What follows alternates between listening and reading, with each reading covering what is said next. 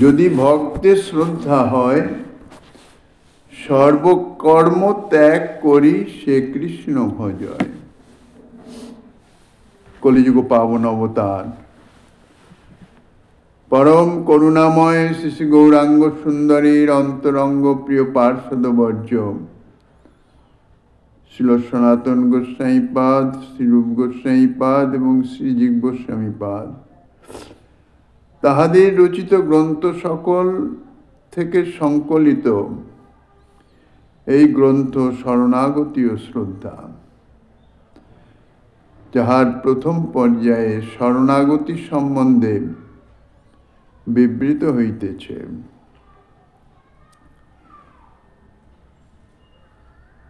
গৌড়ীয় বৈষ্ণবাচার্য পাদগণ একটি বিষয়ে স্পষ্ট খোলাখুলিভাবে বলেছেন, সাধু শাস্ত্র গুরু বাক্য হৃদয়ে করিয়া ঐক্য। সাধন পথে চলবার সময় অর্থাৎ যথার্থ যাহার সাধনা করার আন্তরিক ইচ্ছা প্রচেষ্টা, সাধু বাক্য এবং গুরু বাক্য এ দুটির তো সদা সর্বদা সমন্বয় হবেই, কিন্তু সেই সাধু বাক্য গুরু বাক্যকেও শাস্ত্র বাক্যের সঙ্গে মিলিয়ে ভজন করবার জন্যে নির্দেশ করেছেন।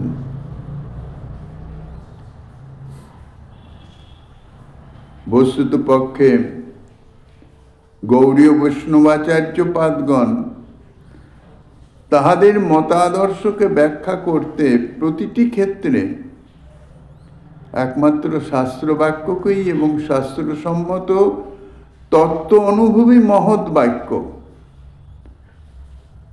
শাস্ত্রে মহতের যে লক্ষণ আদি বর্ণিত হয়েছে তাদৃশ লক্ষণাকৃত উচ্চকোটির মহাত্মা তাহাদের বাক্যকেই প্রমাণরূপে নির্দেশ করেছেন। গৌড়ীয় বৈষ্ণব আচার্যগণ শাস্ত্র বাক্যের তো মর্যাদা সবসময় রেখেছেনই, কিন্তু এই যে তত্ত্বানুভবী মহৎ বাক্য তাহার যেরূপভাবে শাস্ত্রের ন্যায়, শাস্ত্র বাক্যের ন্যায় যে তাহার দৃষ্টান্ত গ্রহণ করেছেন বা মর্যাদা স্থাপন করেছেন, তাহা প্রায়শই অন্যত্র দেখা যায় না। তার কারণ হচ্ছে শাস্ত্র অনন্ত, সমস্ত কথা শাস্ত্রের সদা সর্বদাই যে পরিষ্কার রূপে বর্ণিত থাকবে এ বিষয়ে সন্দেহ আছে। যেহেতু শাস্ত্র অপৌরুষেয়, কোনো ব্যক্তি কর্তৃক রচিত নয় শাস্ত্র। শাস্ত্রে বেশিরভাগই সূত্র আকারে বর্ণিত, তাহার মর্ম উদ্ঘাটন করা পাণ্ডিত্যের দ্বারা সম্ভব নয়। শাস্ত্রবাক্যের যথার্থ মর্ম যদি উদ্ঘাটন করতে হয় তাহলে তাহার ভজন সম্পদ চাই, ভজন শক্তি চাই, পাণ্ডিত্যের শক্তিতে নয়।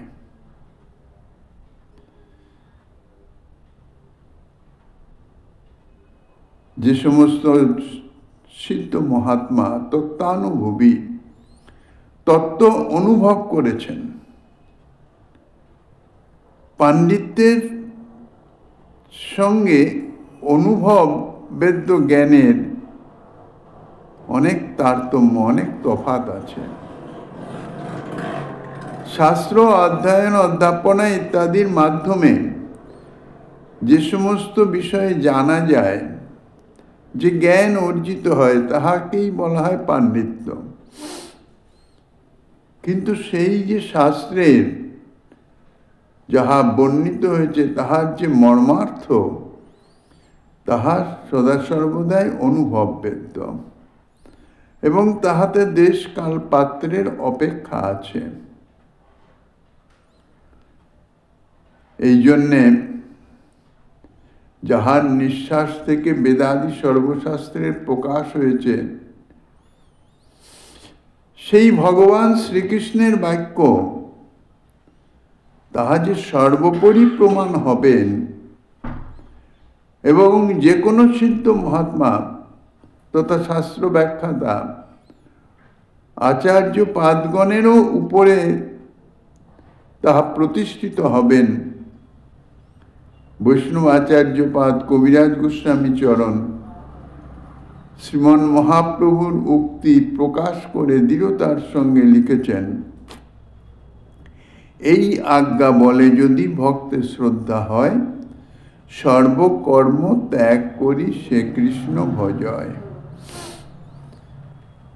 এটি গীতার উপসংহারে শ্রীকৃষ্ণের বর্ণিত যে বাক্য, যে আজ্ঞা, সর্বধর্মান পরিত্যাজ্য মাম একং শরণং ব্রজ। এই যে স্বয়ং ভগবান শ্রীকৃষ্ণের আজ্ঞা, যিনি এই আজ্ঞা অর্থাৎ শ্রীকৃষ্ণের আজ্ঞায় যদি কাহারও যথার্থ শ্রদ্ধা জন্মে, তাহলে তিনি সর্বকর্ম অর্থাৎ দেহদৈহিক সম্বন্ধ নিয়ে যে সমস্ত কর্ম, জড়জাগতিক যে সমস্ত কর্ম, নিজ সুখ নিবন্ধন যে সমস্ত কর্ম, তাহা ত্যাগ করে শ্রীকৃষ্ণের ভজন করবেন, শ্রীকৃষ্ণের সেবামূলক কর্মে রত থাকবেন। এখানে নিবেদনেই যে ভগবান শ্রীকৃষ্ণ সম্পর্কিত যথার্থ তত্ত্বজ্ঞানের অভাব হলে শ্রীকৃষ্ণে ঐকান্তিক নিষ্ঠা লাভ করা সম্ভব নয়, এবং তাহার চরণে অপরাধেরও প্রবল সম্ভাবনা থাকে। কেননা যথার্থ তত্ত্বজ্ঞান যদি না হয়, তাহলে তাহার মর্যাদা সর্বতভাবে রক্ষা করা কঠিন হয়ে পড়ে, আর মর্যাদা লঙ্ঘন বিন্দুমাত্র হলেও তাহাতে অপরাধ। সেই অপরাধ সাধকের সাধনার বিভিন্ন স্তরে বিষাক্ত জীবাণুর মতন ছড়িয়ে পড়ে, এবং তাহাই ক্রমশ নামার্থবাদ, কল্পনা প্রভৃতি দুরন্ত যে অপরাধ, সেই দুরন্ত অপরাধরূপী দুরারোগ্য ব্যাধির ন্যায় তাহার ভজন জীবনকে বিপর্যস্ত করে বিধ্বংস করে দেয়। অর্থাৎ কোথায় ভগবত ভজন, সেখান থেকে কোথায় নিয়ে যায়। বাহ্যিক আকার থাকে মাত্র, কিন্তু ভিতরে পুরো সার শূন্য, অসার। যার উত্তর ফল দাঁড়াচ্ছে কি? প্রচুর পরিমাণে কৃষ্ণ নাম জপ বা কীর্তনাদি করেও শ্রীকৃষ্ণ উপাসনার মহামহিমান্বিত ফল যে ভগবানে অর্থাৎ ভগবান শ্রীকৃষ্ণের রতি, এবং শাস্ত্র বিচারে যে পঞ্চম পুরুষার্থরূপ কথিত যে কৃষ্ণ প্রেম, সেই কৃষ্ণ প্রেম নামক মহাসম্পদ লাভে সে বঞ্চিত হয়ে যায়। নাহি ভেল অপরাধ কারণ। অপরাধ অতি ভয়ঙ্কর। অপরাধকে এখানে বিষাক্ত জীবাণুর মতন, জীবাণুর সঙ্গে তুলনা করেছেন, যাহা শরীরের ভিতরে যেমন জাগতিক দুরারোগ্য ব্যাধি, ক্যান্সার, সেই রকম একবার যদি সৃষ্টি হয়ে যায়, তাহলে তাহা ধীরে ধীরে ধীরে ধীরে কখন যে ছড়িয়ে পড়ে এবং তাহার জীবনান্তের দিকে নিয়ে যায়, তাহা ধরতে পারা যায় না। সেই রকম অপরাধীও অপরাধরূপী দুরারোগ্য ব্যাধির ন্যায় সাধকের ভজন জীবন, ভজন করছে খুব প্রচুর পরিমাণে ভজন, কৃষ্ণ নাম জপ কীর্তন ইত্যাদি যাহা মুখ্য ভজন, সে সমস্ত করেও কিন্তু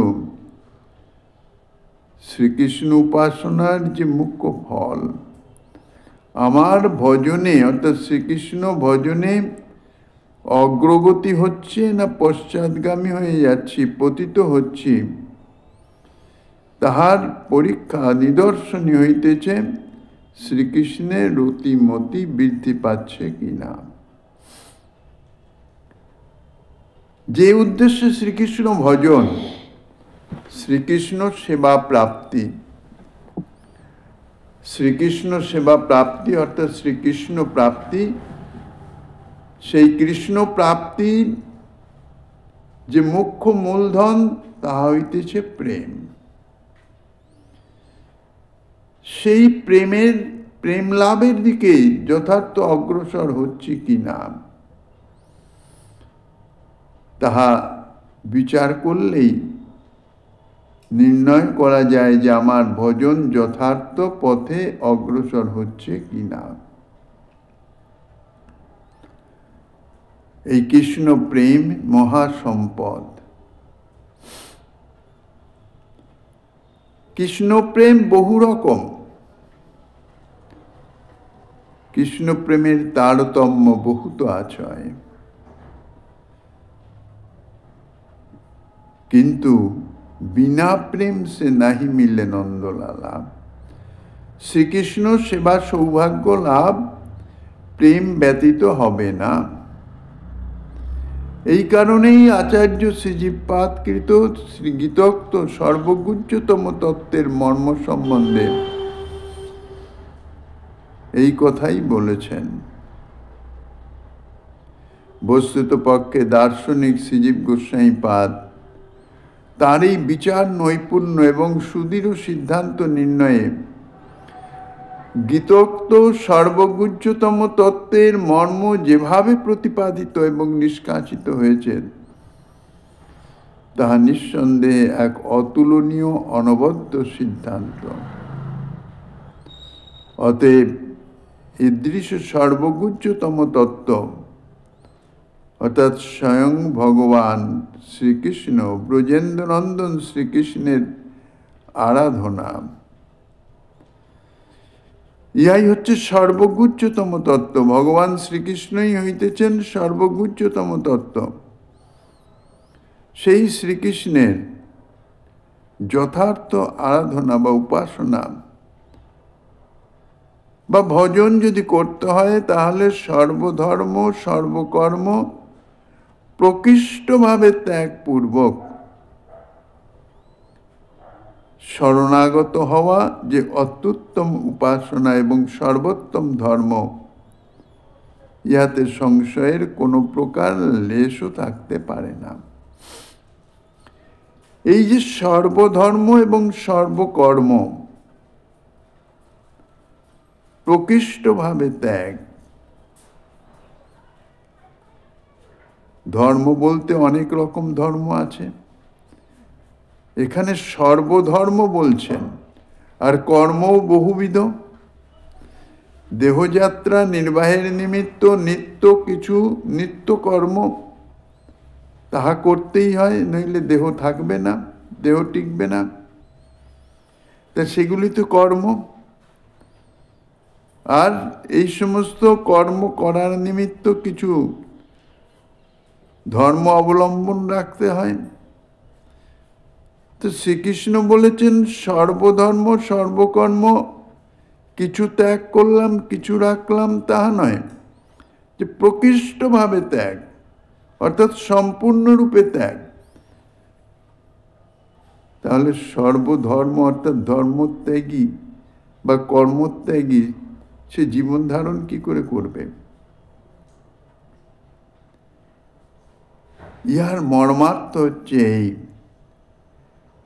যে শ্রীকৃষ্ণ সম্বন্ধ ব্যতীত অর্থাৎ যাহাতে যে ধর্মে শ্রীকৃষ্ণের ভজনার কথা, উপাসনার কথা, শ্রীকৃষ্ণ পিত্তার্থে শ্রীকৃষ্ণ সেবার কথা বর্ণিত না হয়, সেই ধর্ম ত্যাগের কথা বলেছেন। তাহা সে লোকধর্ম হোক, দেহধর্ম হোক, বেদধর্ম হোক, বা যে কোনো প্রকারের ধর্ম হোক। ধর্ম, পরম ধর্ম, তফাৎ আছে। ধর্ম হচ্ছে স্বাভাবিক জীবনযাত্রা নির্বাহের নিমিত্ত, সংসার যাত্রা নির্বাহের নিমিত্ত ধর্ম পালনের কথা বেদাদি শাস্ত্র গ্রন্থে সর্বতভাবে বর্ণিত আছে। উদ্দেশ্য সংসার যাত্রা অর্থাৎ দেহযাত্রা ইত্যাদি নির্বাহন। তাহা মুখ্যত দেহ সম্বন্ধ নিয়েই হয়। আর তদ অনুযায়ী কর্ম, সসুখ ভোগ বাসনা সম্বলিত যাহা তাহাই হচ্ছে এই জাতীয় কর্ম। দেহ ইন্দ্রিয়র সুখ প্রাপ্তির নিমিত্ত সে অলৌকিক হোক আর পারলৌকিক হোক, যে সমস্ত কর্ম করা হয় তাহা শাস্ত্র নির্দিষ্টই। যাগ, যজ্ঞ, ব্রত, তপস্যা ইত্যাদি বহুবিধ সেই সমস্ত কর্ম, অর্থাৎ যে কর্মের ভগবান শ্রীকৃষ্ণের প্রীতিমূলক কর্ম নহে, ভগবান শ্রীকৃষ্ণের পিত্তার্থে যে কর্ম নয়, সেই কর্মের ত্যাগের কথা বলেছেন, সেই ধর্মের ত্যাগের কথা বলেছেন। তাহা ত্যাগ করে একান্তভাবে ভগবৎ শরণাগত হয়ে, শরণাগত সম্বন্ধে ইতিপূর্বে বলা হয়েছে যে আমি ভগবানের, অর্থাৎ আমি শ্রীকৃষ্ণের হয়ে যাওয়া সর্বতভাবে, অর্থাৎ কোথাও তাহার ভাবনা, চিন্তা, ক্রিয়াকলাপের মধ্যে নিজ সম্বন্ধনীয় কোনো অস্তিত্বই থাকবে না। সর্বতভাবে ভগবানের হয়ে যাওয়া মানে সেখানে নিজ সম্বন্ধনীয় কোনো ভাবনা, চিন্তা বা ক্রিয়াকর্ম ইত্যাদির কোনো লেশাভাসও নাই। সর্বতভাবে শরণাগত অর্থাৎ শ্রীকৃষ্ণের চরণে নিজেকে সমর্পণ করে শ্রীকৃষ্ণময় হয়ে যাওয়া বা শ্রীকৃষ্ণের হয়ে যাওয়া। তিনি যাহা কিছু করবেন তাহা শ্রীকৃষ্ণের জন্যই করবেন, মানে তাহার প্রীতির নিমিত্ত করবেন। অনাদি জন্ম সঞ্চিত যে বাসনা সংস্কার, জীবের সাধ্য কি তাহা ত্যাগ করে? সেই বাসনা সংস্কার অনুযায়ী, অর্থাৎ সেই বাসনা পূর্তির নিমিত্তই দেহ ধারণ করে এই জগতে তাহাকে জড়জাগতিক কর্মের মাধ্যমে সেই বাসনা পূর্তি অর্থাৎ ভোগ সাধিত হয়। শাস্ত্রে বলা আছে যে ভক্ত মহতের কৃপা ব্যতীত নিজ নিজ সংস্কার ত্যাগ করে ভগবানের বাক্যে কিংবা বেদ পুরাণাদি শাস্ত্র বাক্যে সুদৃঢ় বিশ্বাস, যাহার নাম শ্রদ্ধা, তাহা হয় না। মহৎ কৃপা ব্যতীত ইহা কবু সম্ভব নয়। নিজ সামর্থ্যে কেহই নিজের যে বাসনা সংস্কার তাহাই ত্যাগ করতে পারে না। কৃষ্ণ পিত্তার্থে শ্রীকৃষ্ণ ভজন তো বহু দূরের কথা।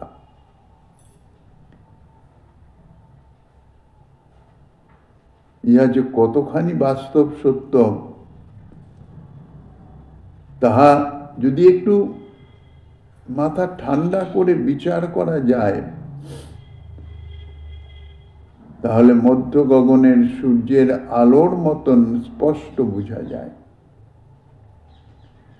বিদ্বৎগণের করুণায় আজ আমরা ভগবানের এবং বেদ পুরাণাদির নির্দেশ বাক্য কম শ্রবণ করি নাই বা কম অধ্যয়ন করি না। শাস্ত্র বহুবিধ রূপে প্রকাশিত, আর সেই শাস্ত্রের বহুবিধ প্রকারের যে ব্যাখ্যা বিদ্বানগণ তাহা করেছেন। মোট কথা কম বেশি পরিমাণে আমরা শাস্ত্রবাক্য অনেকেই বলিতেছি, শুনিতেছি। ভগবত কথা বাচক তিনি শাস্ত্রের কথাই বলেন,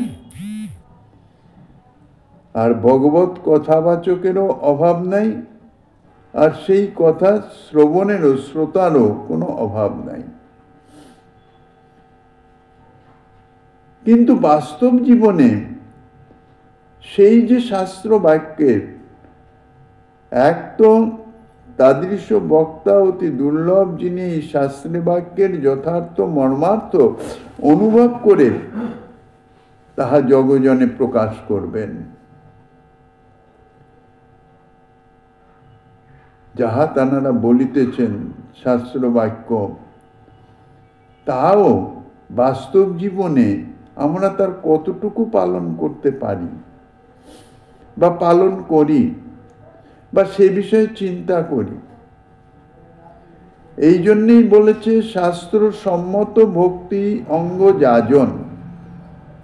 ভক্তি অঙ্গের মধ্যে নববিধা ভক্তি অঙ্গ মুখ্য, তাহার প্রথমই হইতেছে শ্রবণাঙ্গ ভক্তি।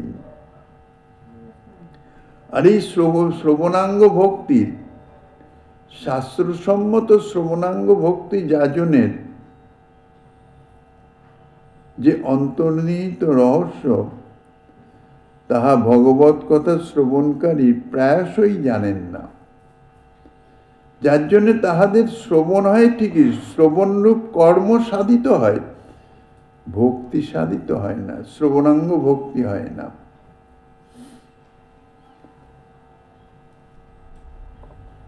যাহার মুখে ভগবত কথা শ্রবণ করা হয়, শাস্ত্রে একটা আছে শ্রবণ গুরু, তাহাকে গুরু রূপে অর্থাৎ গুরুর মর্যাদা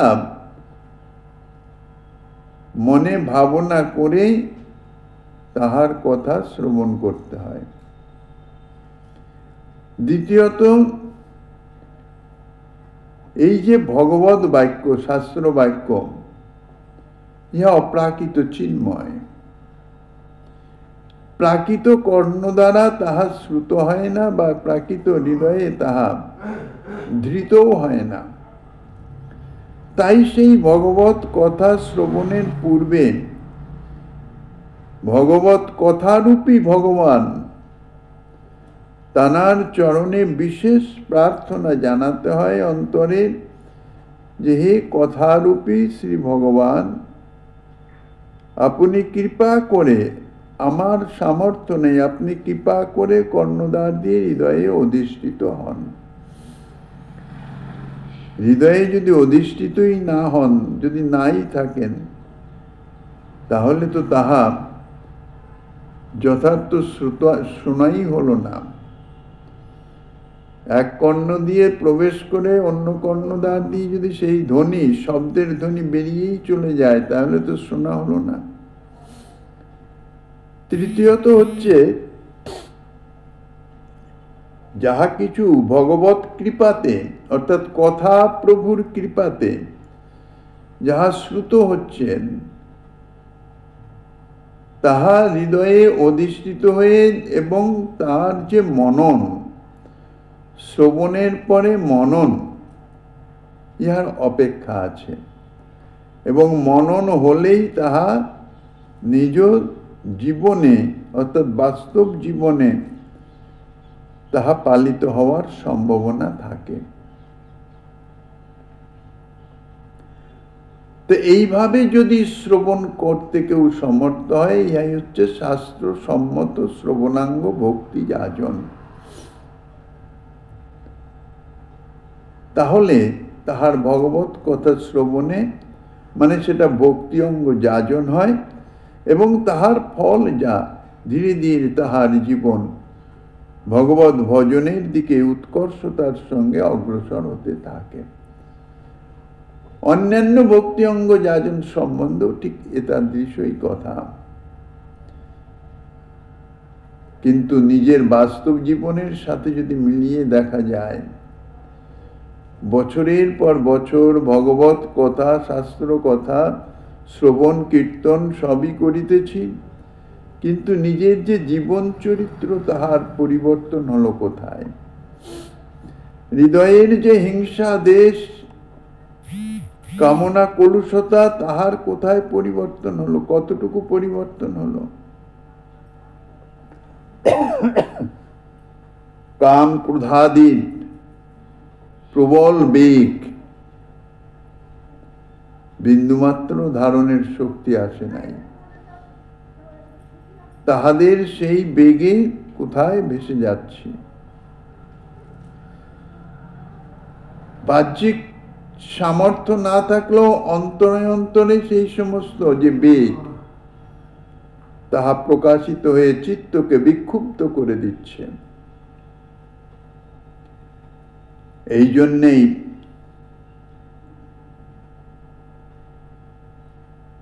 আমাদের যথার্থ ভগবত ভজনই হইতেছে না। এর কারণ আর কিছুই নয়, আমরা শাস্ত্র বাক্য বা ভগবত বাক্যকে হৃদয় দিয়ে বিশ্বাসই করতে পারি না, অন্তর দিয়ে মানতে চাই না। কবিরাজ গোস্বামী পাদ যে বলেছেন, এই আজ্ঞা বলে যদি ভক্তের শ্রদ্ধা হয়। আর শ্রদ্ধার সম্বন্ধে আগেই বলা হয়েছে সুদৃঢ় বিশ্বাস। এই বিশ্বাসেরই অভাব। আসলে বিশ্বাস যে তত্ত্ব তো কি, সেই বিশ্বাস সম্বন্ধে আমাদের বাস্তবিক কোনো অনুভবই নাই। এই সুদৃঢ় নিশ্চয়ত্বক যে বিশ্বাস, সেটি কি রকমের হতে পারে? অনুভব বেদ্য বিষয়ে তাহা তো ভাষায় বর্ণনা করা সম্ভব নয়।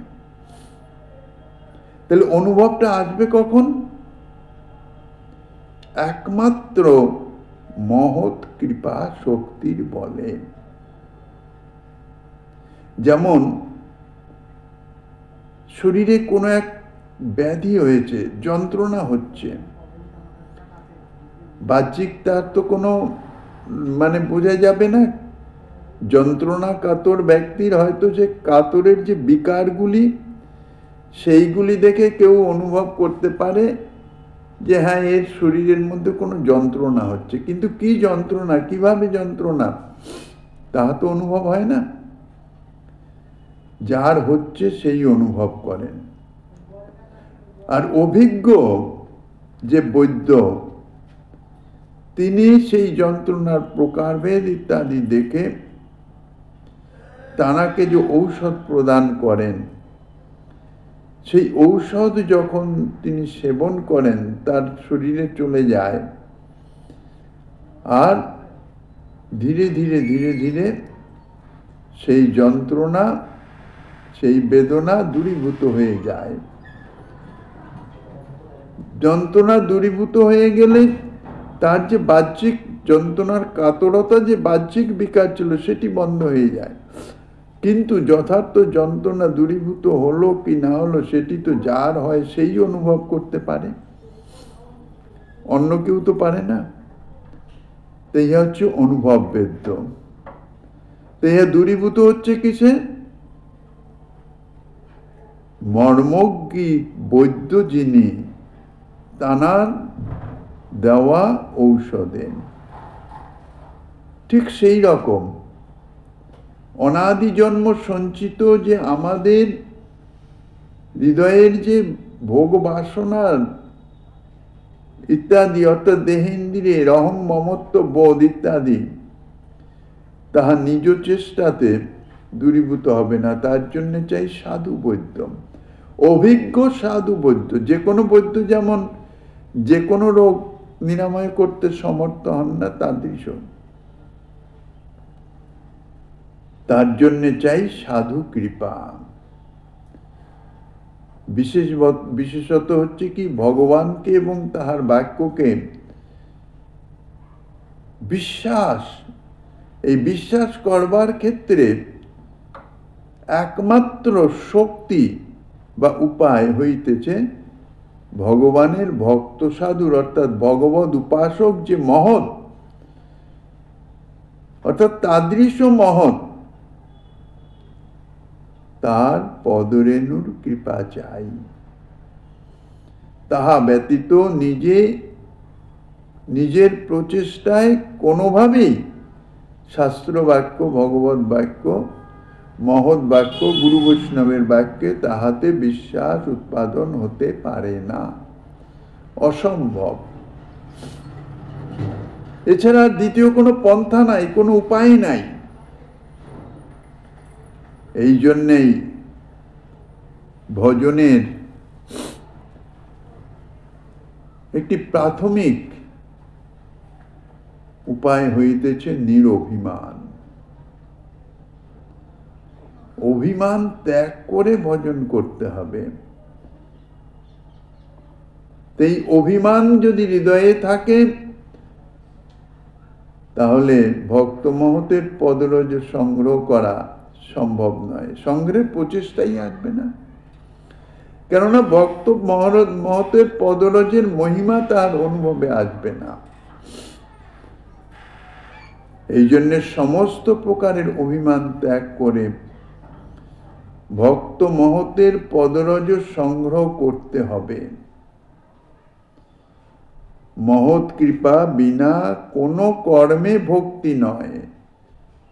অর্থাৎ যতই ভক্তির রূপ কর্ম সাধিত হোক না কেন, যদি তাহার সঙ্গে মহৎ কৃপা না সংযুক্ত হয় তাহলে তাহা ক্রিয়া করবে না।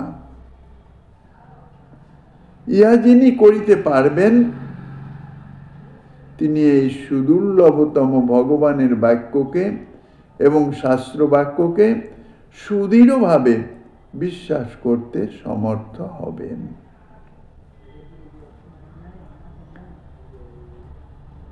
সর্বপ্রকারের অভিমান ত্যাগ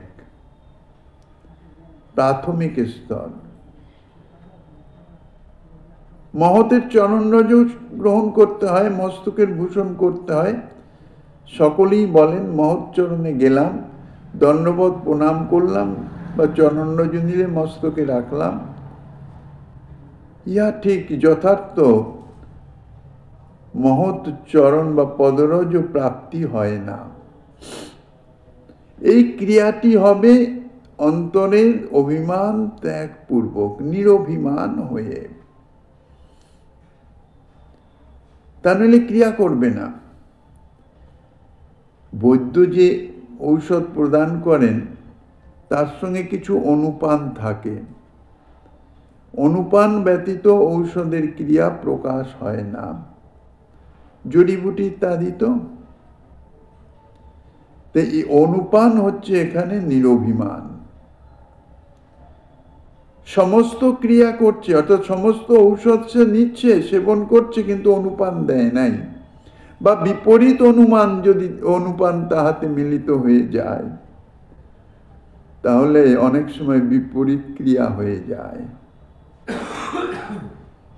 বাস্তবিক পক্ষে এই যে মহৎ পদরজ, ইহা অমোঘ শক্তিশালী।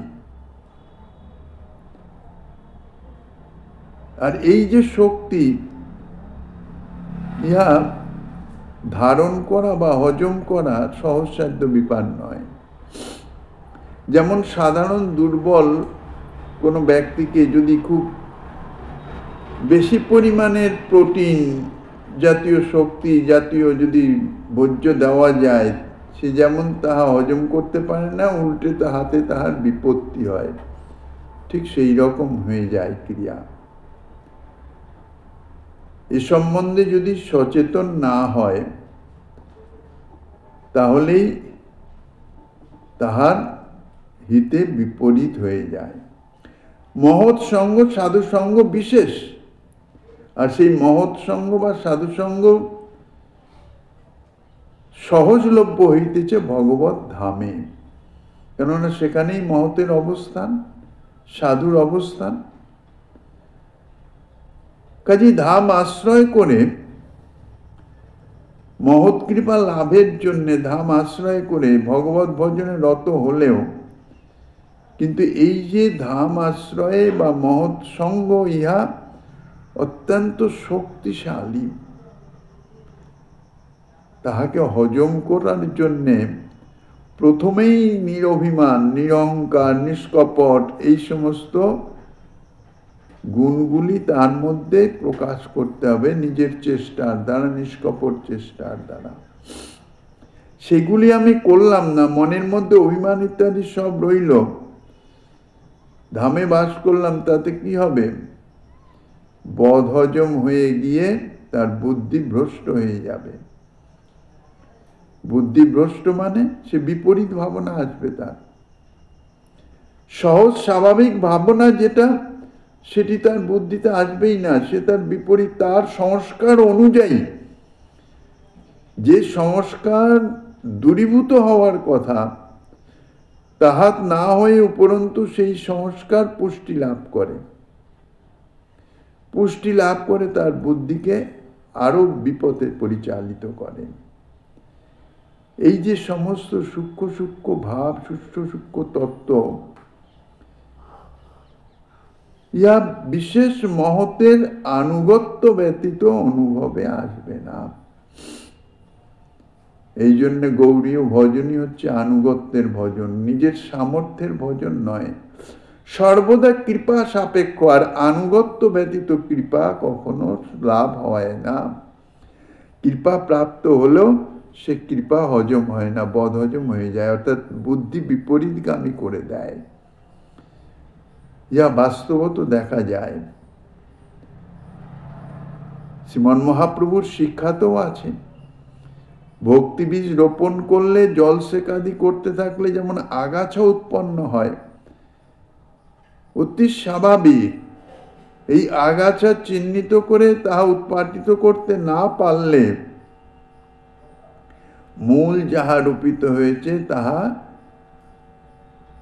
মূলেই অর্থাৎ অঙ্কুরেই বিনষ্ট হয়ে যায়, আর আগাছার বন হয়ে যায়। হৃদয় ক্ষেত্র ভক্তি লতার আবির্ভাবের কথা তো দূরে, তাহা আগাছার ক্ষেত্র হয়ে যায়।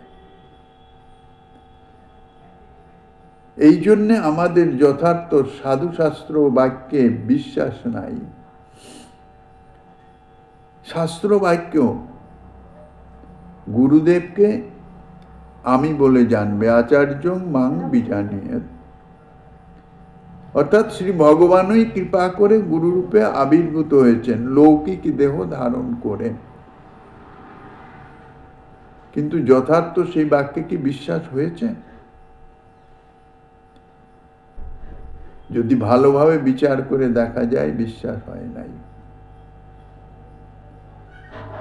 এবং তার ফলে ঠিক গুরু বৈষ্ণব একই তত্ত্ব, আমরা দোষ দর্শন করি। এই সাধু খুব ভালো, এই সাধুর ব্যবহার ভালো, এই সাধুর ব্যবহার ভালো না, এইভাবে সাধুদের মধ্যে ভেদ বিচার করি। ভগবৎ স্বরূপেরও ঠিক সেই রকম।